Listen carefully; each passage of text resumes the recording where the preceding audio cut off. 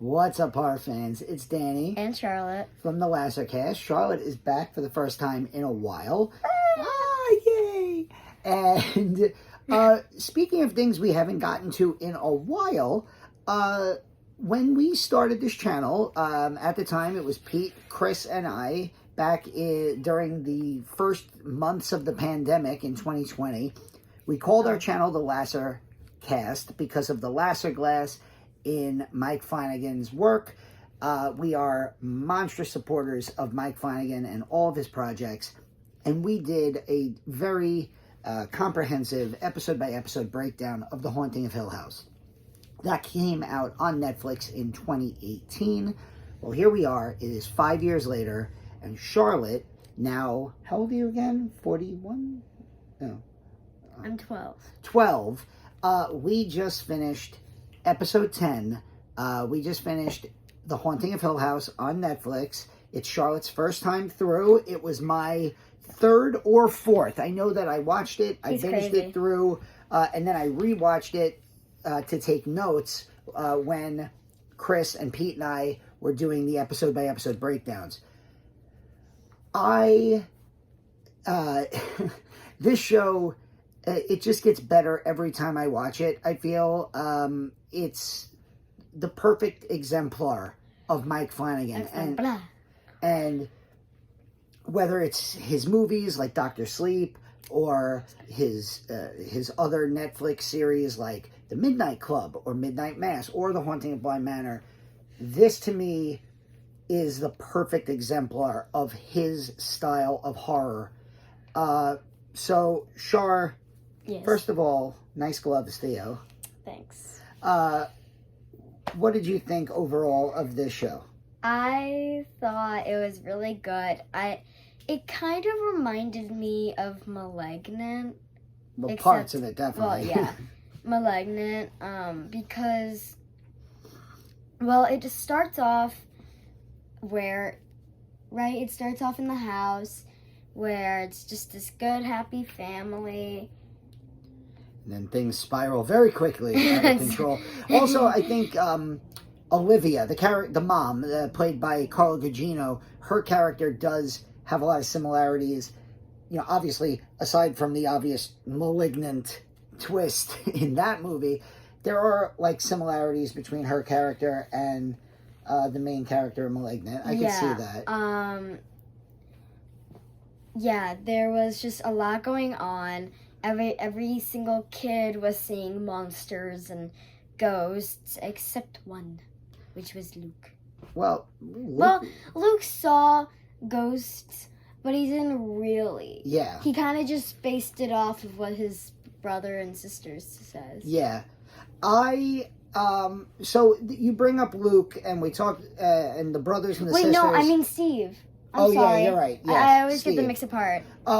You bring up the brothers and the sisters, and this show, the strength of this show is the Crain family, all the characters, and what Flanagan does so perfectly throughout is blend the young cast with the older cast. So you have these kids, this amazing set of child actors playing Stephen, Shirley, Theo, Nellie, Luke, and Nell.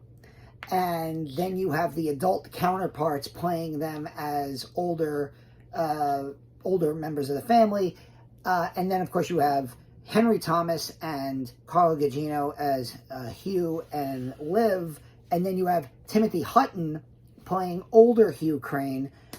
And then there... Oh, wait. Is this a spoiler? What? Can we do spoilers? Of course we can do spoilers. The show came out 5 years ago, and we've already covered it on this channel. Okay, so, yeah, there is no older Olivia.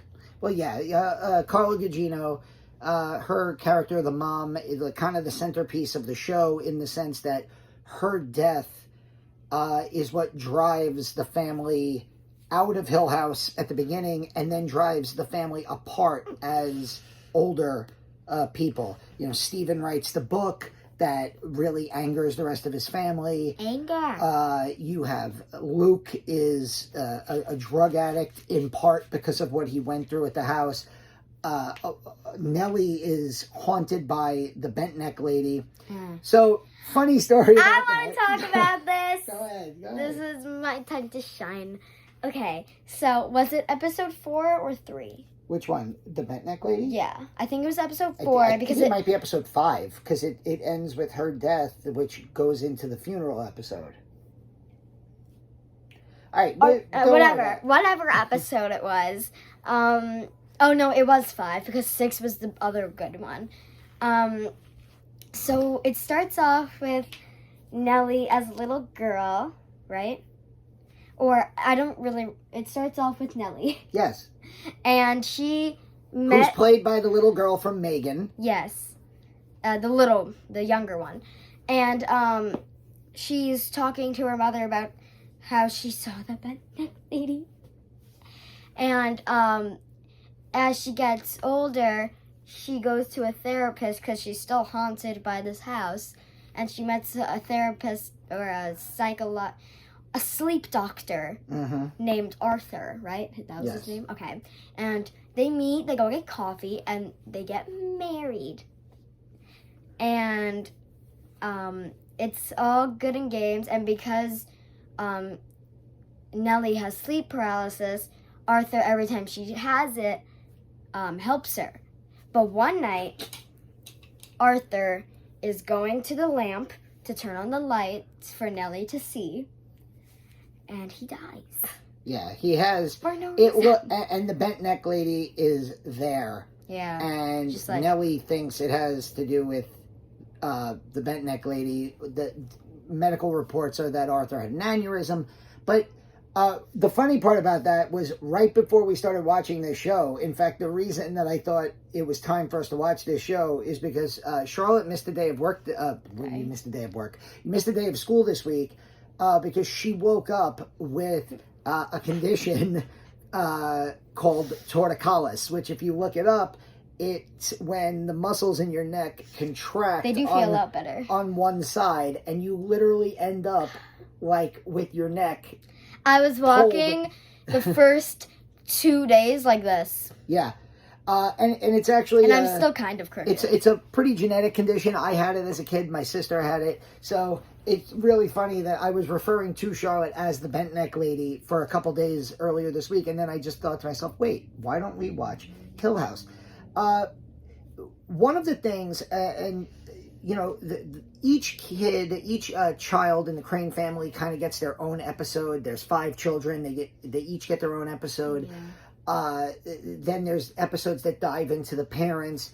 But the best parts of this episode for me, of this show for me, and we had a conversation about this. It's the strength of Mike Flanagan as a filmmaker and a TV creator. There are so many hidden ghosts just scattered around.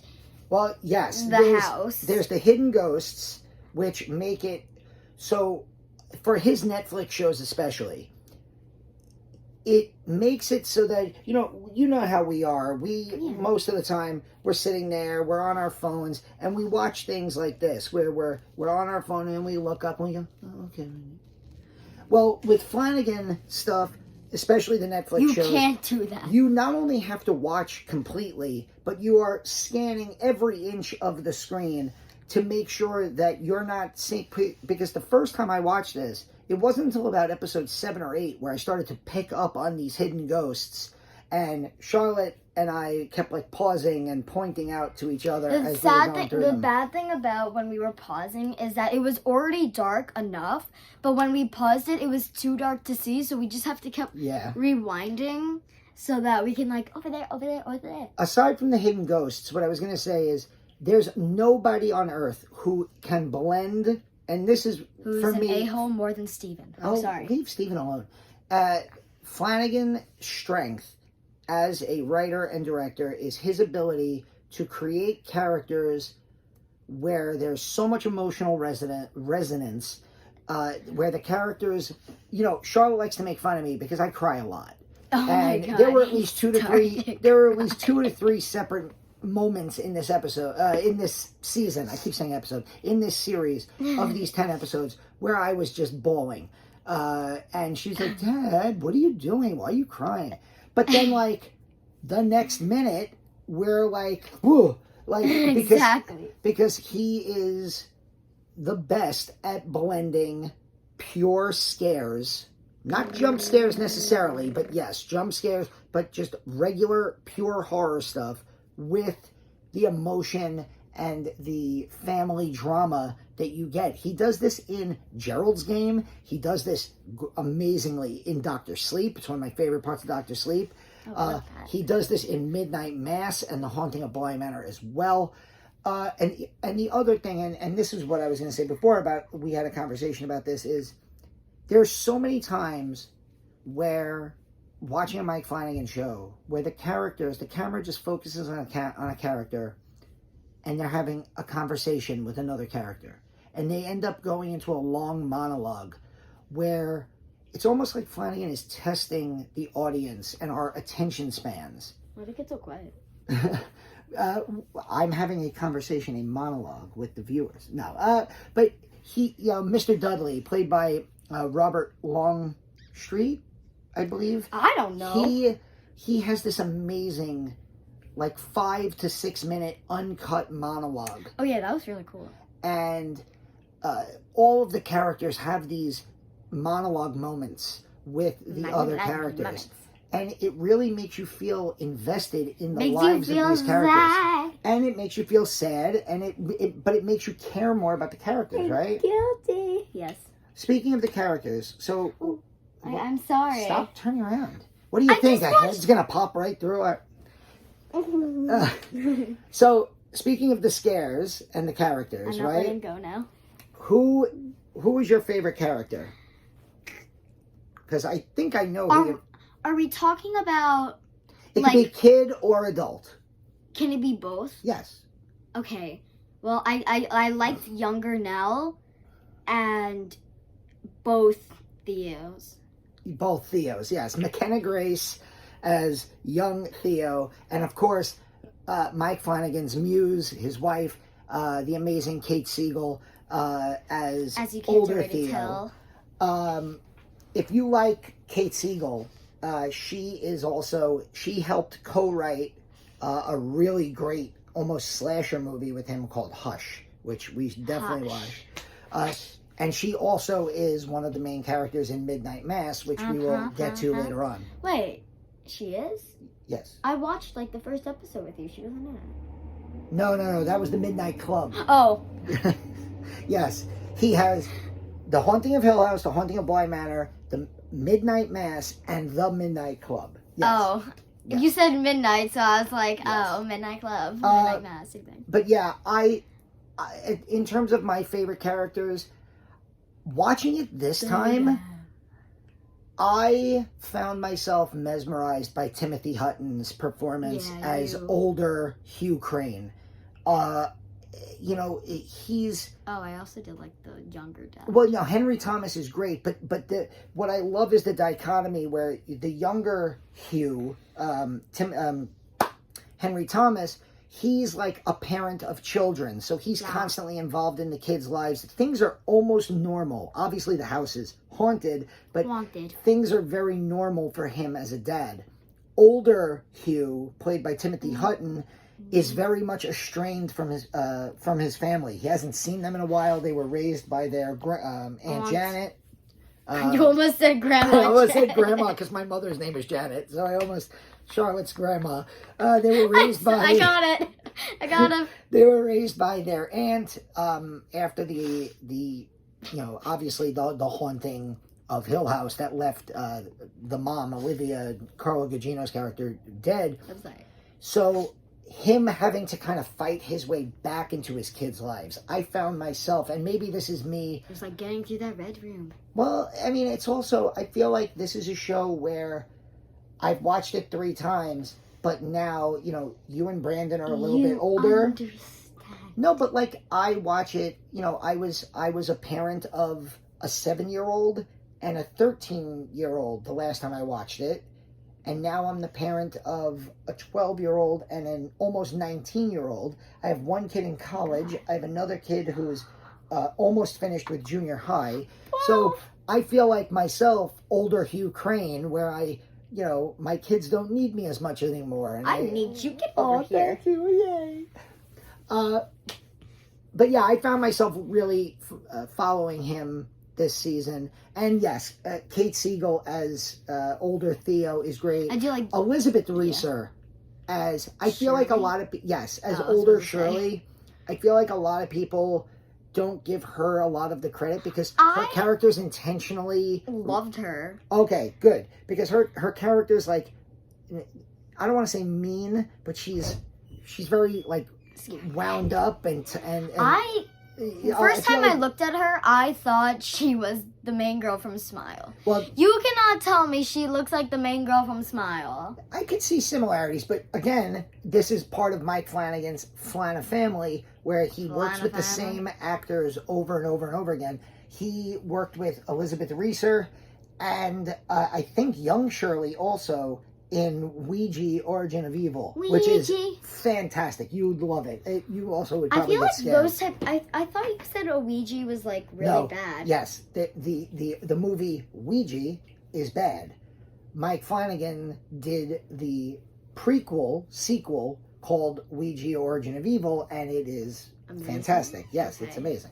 I was about to say, you always hated Ouija. No, it's very similar to the Annabelle movies, where the first Annabelle is just kind of like, whatever, it's a disposable, cheap horror movie. But the two Annabelle sequels are pretty good. And speaking of Annabelle sequels, McKenna Grace, I believe, is in Annabelle Comes Home, and she's young Theo in this. So there's... I love that movie.